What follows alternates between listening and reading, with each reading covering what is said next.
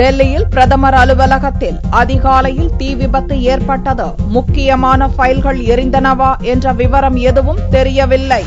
டெல்லியில் தெற்கு பிளாக்கில் பிரதமர் அலுவலகம் செயல்பட்டு வருகிறது. செவ்வாயன்று அதிகாலை 6 மணி அளவில் பிரதமர் அலுவலகத்தின் தரைத்தளத்தில் திடீரென தீ பிடித்தது. உடனடியாக தீ தடுப்பு அலாரம் ஒலித்ததைத் தொடர்ந்து தீயணைப்பு துறைக்கு தகவல் அளிக்கப்பட்டது.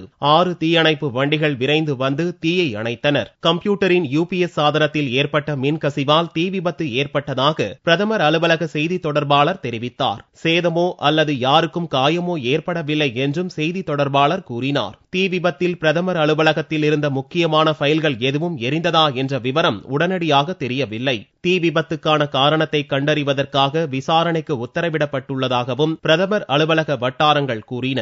ஏற்கனவே நிலக்கரி சுரங்க ஊழல் வழக்கில் தொடர்புடைய ஆவணங்கள் காணாமல் போனது பெரும் அரசியல் சர்ச்சையாக உருவெடுத்தது. இப்போது ஐக்கிய முற்போக்கு கூட்டணி அரசின் பதவிக்காலம் நிறைவடைய உள்ள நிலையில் பிரதமர் அலுவலகத்தில் தீ பிடித்திருப்பது பல சந்தேகங்களை ஏற்படுத்தியுள்ளது.